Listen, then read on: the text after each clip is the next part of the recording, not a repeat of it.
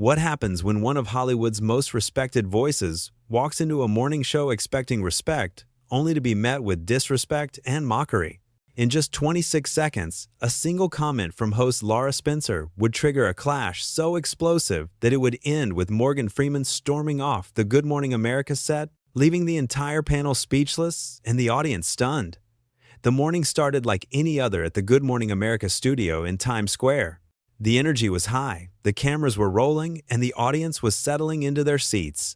Morgan Freeman had arrived to promote his latest documentary, a passion project about environmental conservation that he had spent 3 years developing. He sat down across from the panel, which included Lara Spencer, George Stephanopoulos, Robin Roberts, and Michael Strahan. The lights were bright, the cameras were ready, and everyone seemed prepared for what should have been a straightforward, respectful interview. Lara Spencer opened the segment with what seemed like a warm welcome. "Morgan Freeman, welcome to Good Morning America. It's so great to have you here," she said with a wide smile that somehow didn't quite reach her eyes. Morgan nodded graciously. "Thank you for having me. It's good to be here." George Stephanopoulos jumped in, trying to steer the conversation toward the documentary. "So Morgan, tell us about this new project. It sounds fascinating." Morgan leaned forward, his eyes lighting up with genuine passion. "This documentary has been a labor of love for me. We traveled to 12 different countries, interviewed over 200 scientists, activists, and community leaders. The message is urgent. Our planet is facing a crisis, and we need to act now. This isn't just about polar bears or melting ice caps. It's about our children, our grandchildren, and the world we're leaving them." Robin Roberts nodded thoughtfully. "That's incredibly important work, Morgan. What was the most eye-opening moment for you during filming?" Before Morgan could answer, Lara Spencer interjected with a dismissive wave of her hand. Okay, but Morgan, let's be honest here. Aren't you just another wealthy celebrity trying to lecture regular people about their carbon footprint while you fly around in private jets?" The studio fell silent. You could hear the uncomfortable shift of bodies and seats.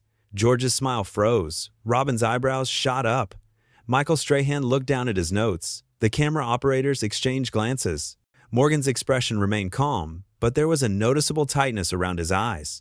"Excuse me?" Morgan said quietly, his famous voice now carrying an edge. Lara doubled down, seemingly oblivious to the tension she'd just created. "I mean, come on. You live in a massive mansion, you have multiple cars, you travel first class everywhere, and now you're here telling everyday Americans they need to change their lifestyle? It seems a bit hypocritical, don't you think?" George tried to intervene. "Lara, I don't think that's—" But Morgan raised his hand, stopping George mid-sentence. "No, let her finish. I want to hear this." Lara seemed encouraged by this, mistaking his calm demeanor for acceptance. "Look, I'm just saying what everyone at home is thinking.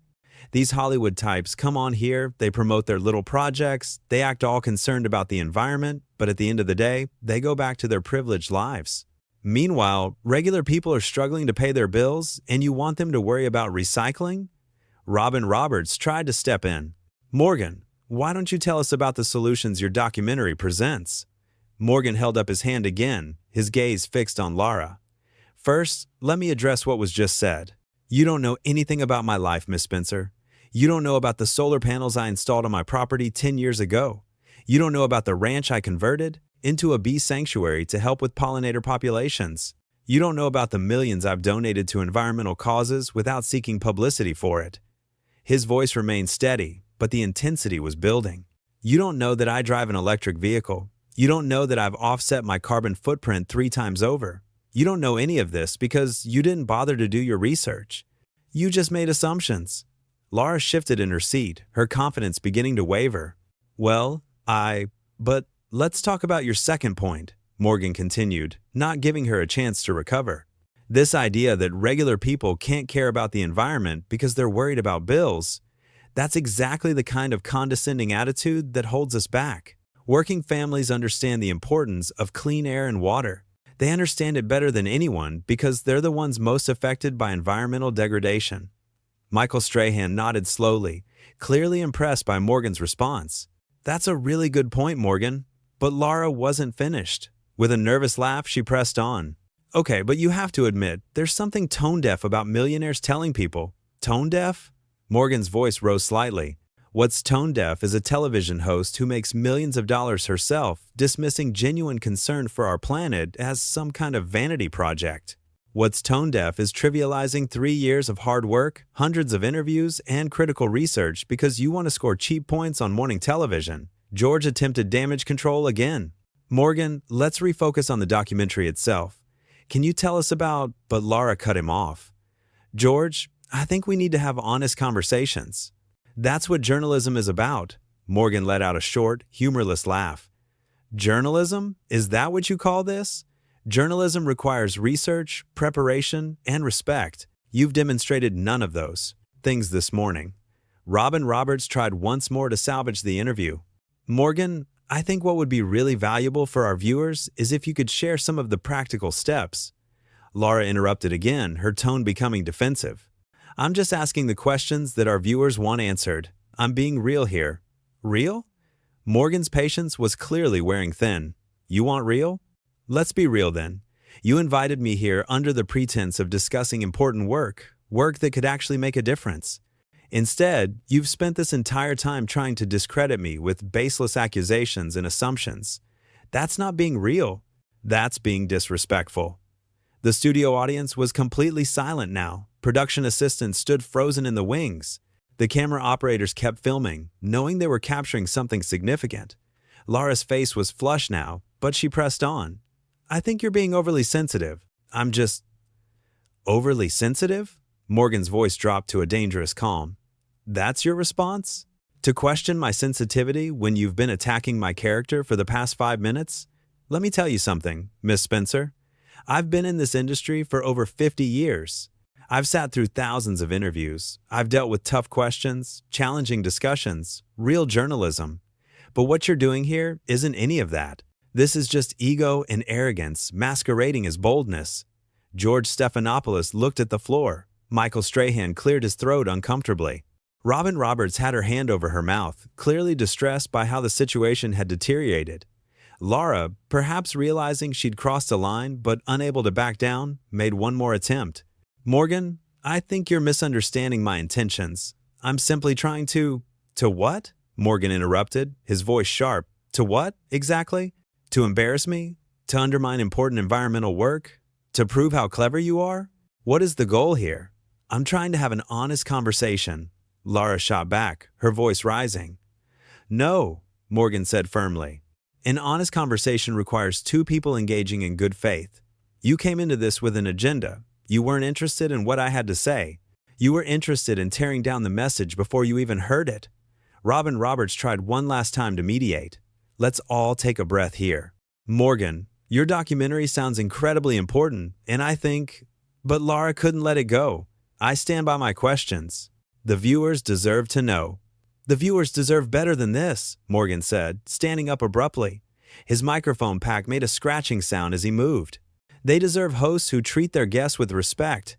They deserve interviewers who do their homework. They deserve television that uplifts rather than tears down.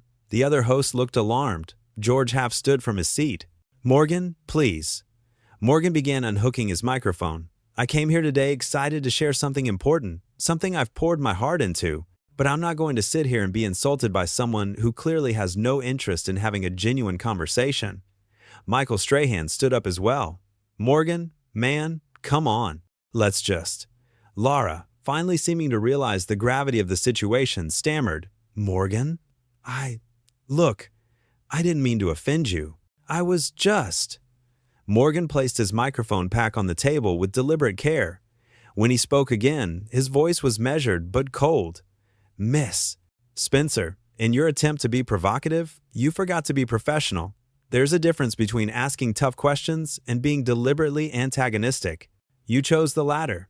He turned to the other hosts. George, Robin, Michael, thank you for trying to keep this civil. I apologize that you had to witness this. Robin Roberts looked genuinely upset. Morgan, please don't go. We really do want to hear about your work. I appreciate that, Robin. I really do. But I have too much respect for myself and the work I've done to continue this charade. Morgan's eyes swept across the panel one more time before settling on Lara. I hope you'll reflect on what happened here today, not just for my sake, but for all the future guests who'll sit in this chair. Lara tried once more, her voice smaller now. Morgan, can we start over? I think maybe we got off on the wrong foot. Morgan paused, looking at her for a long moment. Miss Spencer, you don't get a second chance to make a first impression. You had your opportunity to conduct a respectful interview. You chose to use it differently. That's on you. George Stephanopoulos made one final attempt. Morgan, we're going to commercial in 30 seconds. Please, let's just reset. And I'm not doing this, George. I'm sorry. Morgan's voice was final. As Morgan turned to walk off the set, Lara made one last desperate comment. This is very unprofessional of you, Morgan. Morgan stopped in his tracks. For a moment, it seemed like he might turn around. The entire studio held its breath. Then, without looking back, he said, "You know what's unprofessional? Ambushing a guest with personal attacks when they came here to discuss important issues? You know what's unprofessional? Failing to prepare for an interview and then hiding behind the excuse of honest journalism. You know what's unprofessional? What just happened in the last 10 minutes? That's what's unprofessional." With that, Morgan Freeman walked off the Good Morning America set. His footsteps echoed in the suddenly silent studio. The camera followed him as he disappeared into the wings, leaving behind a panel of stunned hosts and an audience that couldn't quite believe what they'd just witnessed. George quickly tried to salvage the moment. "We're going to take a commercial break. We'll be right back." As the cameras cut away, Robin Roberts turned to Lara with visible frustration. "What were you thinking?" Michael Strahan shook his head, removing his microphone. "That was rough." Lara sat frozen in her seat, her carefully maintained composure finally cracking. "I was just asking questions," she said weakly, to no one in particular. George removed his glasses and rubbed his eyes. "Those weren't questions, Lara. Those were accusations." In the control room, producers were frantically discussing what to do next. How do you follow up after one of the most respected actors in Hollywood walks off your set? How do you explain this to the audience? How do you address what just happened? Meanwhile, backstage, Morgan Freeman was being approached by various staff members, all apologizing profusely. He accepted their apologies with grace, thanking them for their kindness. A production assistant offered to call his car immediately. Morgan nodded, his demeanor calm but clearly done with the morning's events. Back on set, as the commercial break continued, Robin Roberts leaned toward Lara. "He was right, you know. You came at him from the start. That wasn't journalism. That was just mean." Lara looked around at her co-hosts, perhaps hoping for support, but found none. George was avoiding eye contact. Michael was shaking his head. Robin looked disappointed. The atmosphere on set was thick with tension and unspoken criticism. "I thought I was being real," Lara tried to explain. "I thought viewers would appreciate someone asking the hard questions." "There's a difference between hard questions and hostile questions," George said quietly. "You weren't trying to get information. You were trying to catch him in some kind of hypocrisy that doesn't even exist. You assumed the worst about him before he even had a chance to speak," Michael added. "And calling him overly sensitive? Come on, Lara. That's the kind of dismissive stuff that—" He trailed off, shaking his head again. As the commercial break wound down, a producer's voice came through their earpieces. 30 seconds back to air. We're skipping to the next segment. Do not mention what just happened. We'll address it after the show." The hosts composed themselves as best they could. When the cameras came back on, George smoothly transitioned to the next segment as if nothing had happened. But everyone watching at home had seen it. Everyone in that studio had felt it. And everyone knew that something significant had just occurred. What should have been a simple promotional interview for an important documentary had instead become a masterclass in how not to conduct an interview. Morgan Freeman had come prepared to discuss climate change, conservation efforts, and the future of our planet. Instead, he'd been forced to defend his character against baseless insinuations and dismissive accusations.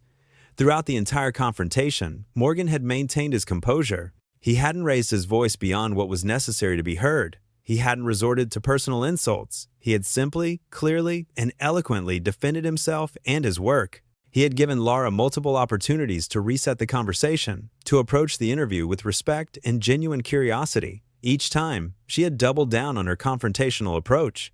The moment Morgan placed that microphone pack on the table and walked away, he had made a statement. He had shown that respect matters, that preparation matters, and that no amount of fame or success should require someone to tolerate being treated poorly. He had demonstrated that walking away is sometimes the most powerful response available. For Lara Spencer, the interview had been a miscalculation of epic proportions. In her attempt to appear tough and unafraid to ask difficult questions, she had instead revealed herself to be unprepared, presumptuous, and ultimately disrespectful. She had confused aggression with assertiveness, condescension with curiosity. She had approached a respected guest with suspicion rather than genuine interest. The other hosts had tried their best to salvage the situation. George had attempted multiple redirects. Robin had offered olive branches. Michael had shown visible support for Morgan's responses, but they had been powerless against Lara's determination to pursue her confrontational line of questioning. As the show continued without Morgan, there was an unmistakable awkwardness hanging over the set. The easy banter between hosts felt forced. The smiles seemed strained. Everyone was thinking about what had just transpired, even as they tried to move forward with the rest of the morning's programming. In those 26 seconds, when Lara first dismissed Morgan's work with her comment about private jets and wealthy celebrities, she had set in motion a chain of events that would define the rest of the interview. That initial moment of disrespect had colored everything that followed. It had established a tone of antagonism that proved impossible to overcome. Morgan Freeman had arrived at Good Morning America that day to shine a light on important environmental issues. He had research to share, stories to tell, and solutions to propose. Instead, he had been forced into a position of having to defend himself against unfounded accusations of hypocrisy. The real story, the important story about climate change and conservation, had been lost in Lara's need to create confrontation. The clash between Morgan Freeman and Lara Spencer on Good Morning America served as a reminder of the importance of respect in discourse. It highlighted the difference between challenging journalism and mere antagonism. It showed that reputation and goodwill can be damaged in minutes when preparation meets arrogance, when genuine passion encounters dismissive cynicism. As Morgan Freeman's car pulled away from the studio that morning, he left behind more than just an empty chair on a talk show set. He left behind a lesson in dignity, in knowing one's worth, and in understanding when a conversation has ceased to be productive. His decision to walk away wasn't a retreat or a tantrum. It was a statement of self-respect and a refusal to participate in a discussion that had abandoned all pretense of good faith. The audience members who had been so excited to see Morgan Freeman that morning sat in stunned silence. Many of them had arrived at the studio hours before sunrise, waiting in line for the chance to be part of the live taping. They had come expecting to hear about an inspiring environmental documentary from one of cinema's most beloved voices. Instead, they had witnessed something entirely different, something uncomfortable and unexpected. One audience member would later describe the atmosphere as absolutely electric with tension. You could feel the discomfort radiating from every corner of the studio. People were looking at each other with wide eyes, silently asking if what they were seeing was really happening. When Morgan stood up to leave, there was an audible gasp from several people in the crowd. This wasn't part of the show. This wasn't scripted entertainment. This was real conflict playing out in real time. The cameraman had faced a dilemma throughout the confrontation. Do you keep filming when things go wrong? Do you cut away when a guest is clearly upset? They had made the professional decision to keep rolling, capturing every moment of the exchange. It was their job to document what was happening, regardless of how uncomfortable it became. Years of training had prepared them to stay focused and keep the cameras running, even when everyone else in the studio wanted to look away. In the makeup room earlier that morning, Morgan had been his usual gracious self. The makeup artist had mentioned how kind he was, how he asked about her day, how he made jokes to put everyone at ease. He had seemed genuinely excited about the interview, mentioning several times how passionate he was about the documentary. He had even brought along some behind-the-scenes photos on his phone to share. Images of the filming locations, the scientists he'd worked with, the beautiful and heartbreaking scenes of nature they had captured. That enthusiasm had been evident in the first few moments of the interview, before Lara's comments shifted the entire dynamic. When Morgan had leaned forward to talk about traveling to 12 countries and interviewing 200 people, his eyes had lit up with genuine passion. This was clearly a project that meant something profound to him. It wasn't just another promotional appearance. It was an opportunity to use his platform for something important, something that mattered beyond box office numbers or critical acclaim. Lara's decision to immediately pivot to accusations of hypocrisy had not only derailed the conversation, it had shown a fundamental lack of respect for her guest's time and effort. Morgan had spent 3 years of his life on this project. 3 years of research, travel, coordination, filming, and editing. 3 years of working with experts and communities around the world. And within seconds of arriving on set, his work was being dismissed as nothing more than celebrity vanity. The other hosts had recognized this immediately. George's frozen smile when Lara made her first comment spoke volumes. He had known instantly that this was going to be trouble. Robin's raised eyebrows were a clear signal of shock and concern. Michael's downward glance at his notes was a visible retreat from the awkwardness unfolding before him. They were all experienced broadcasters who understood the boundaries of acceptable questioning, and they all knew that Lara had just stepped far beyond those boundaries. Throughout Morgan's responses to Lara's questions, his command of language and argument was impressive. He didn't stumble or hesitate. He addressed each point methodically and clearly. When she accused him of hypocrisy regarding his lifestyle, he calmly listed the specific environmental actions he had taken. Actions that went far beyond what most people would even consider. Solar panels installed a decade ago, a ranch converted into a bee sanctuary, millions in donations made without publicity, an electric vehicle, a carbon footprint offset 3 times over. Each of these facts served as a rebuttal, not just to Lara's accusations, but to the broader assumption she had made about him.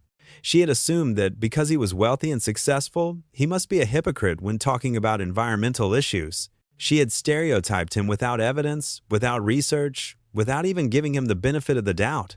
And Morgan had systematically dismantled that assumption with specific, concrete examples of his commitment to the cause he was promoting. But beyond defending himself, Morgan had also defended the broader principle at stake. When Lara suggested that regular people couldn't afford to care about the environment because they were worried about bills, Morgan had identified this for what it was: a condescending dismissal of working families. He had pointed out that these families often understand environmental issues better than anyone because they are the ones most directly affected by pollution, by contaminated water, by poor air quality. This was perhaps the most telling moment of the entire exchange.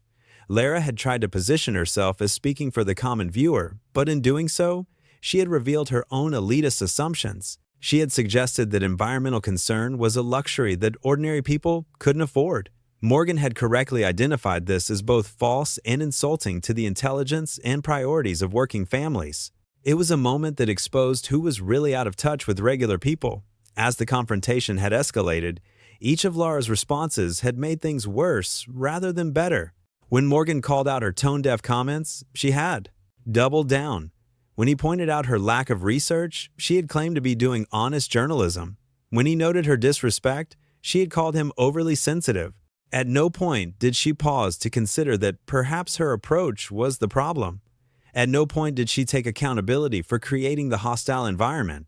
The moment when Morgan stood up had been building throughout the entire interview. It wasn't a sudden impulse or an emotional outburst. It was the inevitable conclusion to a conversation that had never been conducted in good faith. Lara had been given multiple chances to reset, to acknowledge her missteps, to engage with Morgan's actual message. She had refused every single one of those opportunities, instead choosing to defend her confrontational approach as somehow brave or necessary. When Morgan began unhooking his microphone, the reality of the situation hit everyone in the studio. This wasn't a dramatic pause for effect. This wasn't a negotiation tactic. Morgan Freeman, one of the most respected and professional actors in the industry, was actually leaving. He was walking away from a major morning show appearance because the treatment he was receiving had become intolerable. The weight of that decision hung heavy in the air. The production assistants who rushed to apologize to Morgan backstage represented the many people behind the scenes who understood exactly what had happened and felt embarrassed by their colleagues' behavior. These were professionals who worked hard to make guests feel welcome and respected. They knew that the way Lara had treated Morgan reflected poorly, not just on her, but on the entire show and everyone associated with it. The confrontation lasted less than 15 minutes from start to finish, but its impact resonated far beyond that brief window of time. It became a talking point about how we conduct interviews, how we treat guests, and how we balance challenging questions with basic respect. It reminded everyone watching that even the most famous and accomplished individuals have limits to what they'll tolerate. For the Good Morning America panel that day, it was a moment of reckoning. George, Robin, and Michael had witnessed a colleague cross a line and create an untenable situation. They had tried to intervene, to redirect, to mediate, but ultimately, they could only watch as the interview spiraled beyond recovery. Their attempts at damage control while well-intentioned, couldn't undo the damage Lara's approach had created. Lara's final comment, calling Morgan unprofessional as he was leaving, revealed how deeply she misunderstood the situation. She had created a hostile environment through her questioning, and when her guest responded by removing himself from that environment, she blamed him for the breakdown. It was the final confirmation that she had never intended to engage with Morgan in good faith. The walk-off became symbolic of a larger conversation about media, celebrity, and accountability. Morgan Freeman had used his platform and his voice not to promote himself, but to advocate for something bigger than any individual. When that message was dismissed and his character was questioned, he made the choice to remove himself from the situation rather than continue engaging with someone who had no interest in listening. In the end, the heated clash between Morgan Freeman and Lara Spencer on Good Morning America was about more than just one awkward interview. It was about respect, preparation, and the responsibility that comes with having a platform. It was about the difference between asking tough questions and making unfounded accusations. It was about knowing when to stand your ground and when to walk away. Morgan Freeman walked off that set with his dignity intact, his message unheard but his integrity unquestioned. Lara Spencer remained in her chair, surrounded by disappointed colleagues and a confused audience, having learned perhaps the hardest lesson of her career. Sometimes, in trying to appear bold and unafraid, we reveal ourselves to be merely reckless and unprepared. And sometimes, the most powerful thing a person can do is simply stand up, remove their microphone, and walk away.